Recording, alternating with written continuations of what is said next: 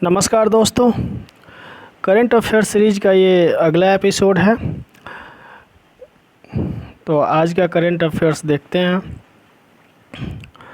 देखिए, बढ़े चलो लहरा दो, बढ़े चलो लहरा दो, हर घर तिरंगा फहरा दो अभियान का समापन नई दिल्ली के ताल कटोरा स्टेडियम में हो चुका है। अगला है कि सामाजिक न्याय और अधिकारिता मंत्री आपके डॉक्टर वीरेंद्र कुमार नई दिल्ली में मुस्कान आजीविका और उद्यम के लिए सीमांत व्यक्तियों के लिए समर्थन पहल की शुरुआत किया। समर्थन पहल का शुरुआत किसने की है? तो सामाजिक न्याय और अधिकारिता मंत्री डॉक्टर वीरेंद्र कुमार ने समर्थन पहल की शुरुआत किया है। अगला है कि स्टार्टअप पारिस्थितिकी तंत्र में दुनिया में यूनिकॉर्न की संख्या के मामले में भारत कितने स्थान पे है? तो भारत जो है तीसरे स्थान पे है। फर्स्ट पे जो यूएसए है। यूनिकॉर्न के मामले में भारत तीसरे स्थान पे है। अगला है कि भारतीय वायुसेना का एक दल उदार शक्ति नामक द्विपक्षीय अभ्यास में भाग लेने के लिए मलेशिया के लिए रवाना हुआ।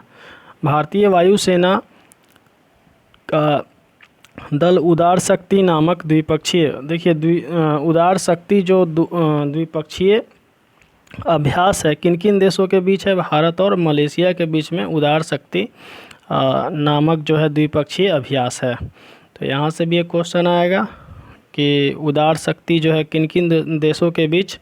तो भारत और मलेशिया के बीच है और ये वायुसेना का अभ्यास है। नेक्स्ट क्वेश्चन है कि भारत की अपनी पहली अंडर वाटर मेट्रो उद्घाटन कोलकाता पश्चिम बंगाल में किया जाएगा और इस परियोजना के जून 2023 तक पूरे होने की संभावना है। भारत की पहली अंडर वाटर मेट्रो का उद्घाटन कहाँ पे? कोलकाता में किया जाएगा, जो पश्चिम बंगाल में है। और इस परियोजना का परियोजना 2023 तक पूरा होने की फुल संभावना है। 2023 तक का इसका टारगेट है पूरा होने का। अगला क्वेश्चन है, तेजस्वी यादव को बिहार का उप मुख्यमंत्री बनाया गया है और उसका शपथ ग्रहण समारोह पटना के राजभवन में हो चुका है। आगे है कि भारतीय रिजर्व बैंक ने हैदराबाद स्थित स्पंदना स्फूर्ति फाइनेंशियल लिमिटेड पर 2.33 करोड़ रुपए का मौद्रिक जुर्माना लगाया है। भारतीय रिजर्व बैंक ने हैदराबाद में स्थित स्पंदना स्फूर्ति फाइनेंशियल लिमिटेड ने 2.33 करोड़ रुपए का मौद्रिक जुर्माना लगाया है। आगे है, लोकसभा ने नई दिल्ली अंतर्राष्ट्रीय मध्यस्थता केंद्र का नाम बदलकर भारत अंतर्राष्ट्रीय मध्यस्थता केंद्र करने का विधेयक पारित किया है। अंतर्राष्ट्रीय मध्यस्थता केंद्र का नाम बदलकर उसका नाम क्या रखा गया है? तो भारत अंतर्राष्ट्रीय मध्यस्थता केंद्र के लिए एक विधेयक पारित किया गया है। भारतीय अंतर्राष्ट्रीय मध्यस्थता केंद्र किया गया है। आगे है, प्रधानमंत्री श्री नरेंद्र मोदी ने नई दिल्ली में नीति आयोग के गवर्निंग काउंसिल की 7वीं बैठक की अध्यक्षता की। श्री नरेंद्र मोदी ने नीति आयोग के अध्यक्ष प्रधानमंत्री होते हैं, तो उनकी अध्यक्षता जो है स्वाभाविक है कि प्रधानमंत्री ही करेंगे। और गवर्निंग काउंसिल की 7वीं अध्यक्षता की है। नीति आयोग का स्थापना कब हुआ था? तो 1 जनवरी 2015 में। आगे है, विश्व संस्कृत दिवस हर साल जो है 12 अगस्त को मनाया जाता है। विश्व संस्कृत दिवस हर साल 12 अगस्त को मनाया जाता है। अगला है कि प्रधानमंत्री श्री नरेंद्र मोदी की अध्यक्षता में केंद्रीय मंत्रिमंडल ने 31 दिसंबर 2024 तक प्रधानमंत्री आवास योजना शहरी PMYU को जारी रखने के लिए आवास और शहरी मामलों के मंत्रालय MOHUA के प्रस्ताव को मंजूरी दे दी है। प्रधानमंत्री श्री नरेंद्र मोदी की अध्यक्षता में केंद्रीय मंत्रिमंडल ने 31 दिसंबर 2024 तक प्रधानमंत्री आवास योजना को जारी रखने के लिए आवास और शहरी मामलों के मंत्रालय ने प्रस्ताव को मंजूरी दे दिया है। यानी कि जो ये योजना चल रहा है प्रधानमंत्री शहरी आवास योजना, ये आपको 2024 तक चलेगा।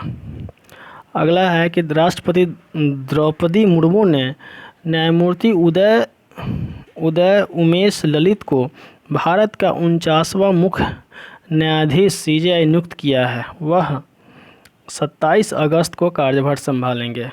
49वां मुख्य न्यायाधीश कौन बने हैं? CJI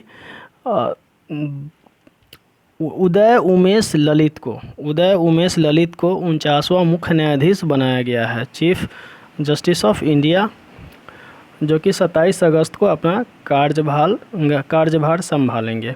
आगे है कि भारतीय स्टेट बैंक SBI ने अगले 2 वर्षों के लिए बांग्लादेश में भारतीय वीज़ा आवेदन केंद्र चलाने की घोषणा की है। देखिए आगे है, जम्मू और कश्मीर में उपराज्यपाल मनोज सिन्हा ने श्रीनगर अंतर्राष्ट्रीय हवाई अड्डे पर भारतीय हवाई अड्डा प्राधिकरण की अवसर योजना के तहत उम्मीद मार्केट प्लेस का उद्घाटन किया। जम्मू कश्मीर के उपराज्यपाल है मनोज सिन्हा, जो श्रीनगर अंतर्राष्ट्रीय हवाई अड्डे पर भारतीय हवाई अड्डा प्राधिकरण की अवसर पर उन्होंने उम्मीद मार्केट प्लेस का उद्घाटन किया है। आगे है कि विदेश मंत्री नारायण खड़का ने अपने चीनी समकक्ष वांग यी के साथ द्विपक्षीय संबंधों को और मजबूत करने के लिए व्यापक बातचीत की, जिसके बाद चीन ने नेपाल को हिमालयी राष्ट्र विभिन्न परियोजनाओं में निवेश करने के लिए 15 अरब रुपए का अनुदान सहायता दिया है। विदेश मंत्री नारायण खड़का ने अपने चीनी समकक्ष वांग यी के साथ द्विपक्षीय संबंधों को और मजबूत करने के लिए व्यापक बातचीत किया है, जिसके बाद चीन ने नेपाल को हिमालयी राष्ट्र में विभिन्न परियोजनाओं में निवेश करने के लिए 15 अरब रुपए की अनुदान सहायता किया है। आगे है गोगामेरी हनुमानगढ़ ज़िले में स्थित राजस्थान की राजधानी जयपुर से लगभग 395 किलोमीटर दूर स्थित है।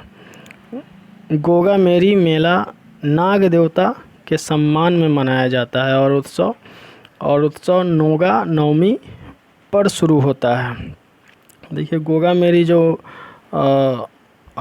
हनुमानगढ़ ज़िले में स्थित है, गोगामेरी हनुमानगढ़ ज़िले में स्थित है और गोगामेरी मेला किसके सम्मान में मनाया जाता है? तो नाग देवता के सम्मान में मनाया जाता है। और ये उत्सव जो है गोगा नवमी पर शुरू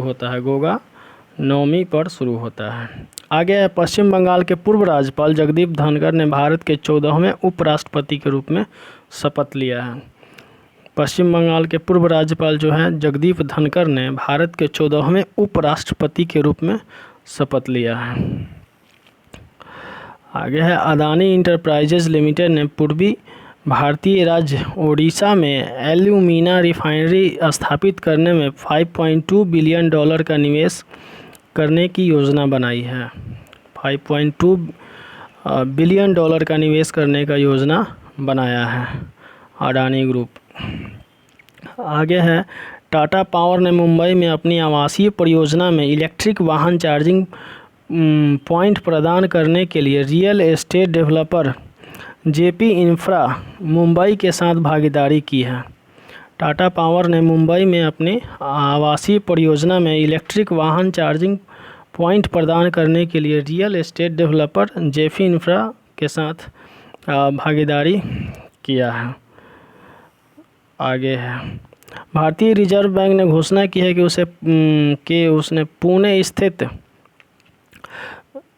पुणे स्थित रूपी सहकारी बैंक का लाइसेंस रद्द किया है, जिसने 22 सितंबर 2022 से बैंकिंग परिचालन बंद करने का आदेश दिया गया है। भारतीय रिजर्व बैंक ने घोषणा की है कि पुणे में स्थित रूपी सहकारी बैंक का लाइसेंस रद्द कर दिया गया है। आगे हैं, प्रधानमंत्री नरेंद्र मोदी ने वीडियो कॉन्फ्रेंसिंग के माध्यम से हरियाणा के पानीपत से दूसरी पीढ़ी यानी कि 2G इथेनॉल संयंत्र को समर्पित किया है। ये बहुत इंपॉर्टेंट क्वेश्चन है।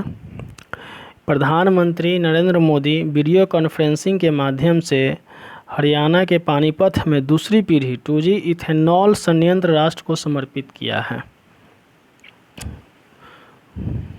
आगे है कि 10 अगस्त को विश्व शेर दिवस विश्व स्तर पर मनाया जाता है और इसका उद्देश्य शेरों के बारे में जागरूकता फैलाना और उनके संरक्षण के लिए तत्काल प्रयास करने की आवश्यकता है।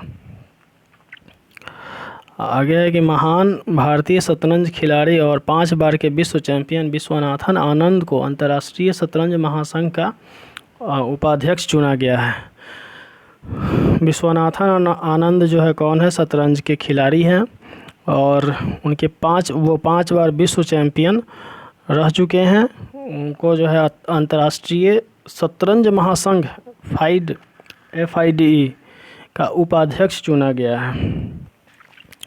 अगला क्वेश्चन है कि भारत की पुरुष और महिला टीम ने 44वें शतरंज ओलंपियाड 2022 में शतरंज ओलंपियाड में कांस्य पदक जीता। दोनों ने कांस्य पदक जीता है। भारत की पुरुष टीम और महिला टीम ने 44वें जो भारत में चेन्नई में हुआ है उनमें कांस्य पदक ब्रॉन्ज मेडल हासिल किया है। आगे ग्रैंड स्लैम खिताब जीतने वाली अमेरिकी दिग्गज सेरेना विलियम्स ने पेशेवर टेनिस से संन्यास लेने की घोषणा की है। ग्रैंड स्लैम खिताब जीतने वाली अमेरिकी दिग्गज सेरेना विलियम्स ने पेशेवर टेनिस से संन्यास लेने की घोषणा की है। बहुत दिन से खेल रही है, कितना खेलेगी। अगला है कि भारतीय सेना ने ड्रोन फेडरेशन ऑफ इंडिया के सहयोग से हिम ड्रोन एथॉन कार्यक्रम शुरू किया। भारतीय सेना ने ड्रोन फेडरेशन ऑफ इंडिया के सहयोग से हिम ड्रोन एथॉन कार्यक्रम शुरू किया है। इससे क्वेश्चन आपको ये पूछा जाएगा कि हिम ड्रोन एथॉन जो कार्यक्रम शुरू हुआ है किसके द्वारा शुरू किया गया है? तो भारतीय सेना द्वारा शुरू किया गया है। नेक्स्ट है, महाराष्ट्र के राज्यपाल श्री भगत सिंह कोश्यारी ने मुंबई के रविंद्र नाट्य मंदिर में 22वें भारत रंग महोत्सव का उद्घाटन किया। महाराष्ट्र के राज्यपाल कौन है? श्री भगत सिंह कोश्यारी ने मुंबई के रविंद्र नाट्य मंदिर में 22वें भारत रंग महोत्सव का उद्घाटन किया है। आगे है कि 10 अगस्त को विश्व जैव ईंधन दिवस के रूप में मनाया जाता है। यह पारंपरिक जीवाश्म ईंधन के विकल्प के रूप में गैर जीवाश्म ईंधन के नेतृत्व गैर जीवाश्म ईंधन के महत्व के बारे में जागरूकता पैदा करने के लिए मनाया जाता है। इस वर्ष का थीम है जैव ईंधन एक कार्बन तटस्थ दुनिया की ओर। 10 अगस्त को विश्व जैव ईंधन दिवस के रूप में मनाया जाता है। यह पारंपरिक जीवाश्म ईंधन के विकल्प के रूप में गैर जीवाश्म ईंधन के महत्व के बारे में जागरूकता पैदा करने के लिए मनाया जाता है। इस वर्ष का जो थीम था जैव ईंधन दिवस का वो था जैव ईंधन एक कार्बन तटस्थ दुनिया की ओर। आगे है, पूर्व अंतर्राष्ट्रीय क्रिकेटर अंपायर रूडी कर्टजन की कार दुर्घटना में मृत्यु हो गई। रूडी कर्टजन 73 वर्ष के थे। पूर्व अंतर्राष्ट्रीय क्रिकेट अंपायर है क्रिकेट अंपायर रूडी कर्टजन की कार दुर्घटना में मृत्यु हो गई। रूडी कर्टजन 73 वर्ष के थे। आगे है नेक्स्ट, पीवी सिंधु राष्ट्रीय इस्पात निगम लिमिटेड विशाखापट्टनम की ब्रांड एम्बेसडर हैं। पीवी सिंधु राष्ट्रीय इस्पात निगम लिमिटेड विशाखापट्टनम की ब्रांड एम्बेसडर हैं। चलिए आज के लिए इतना ही।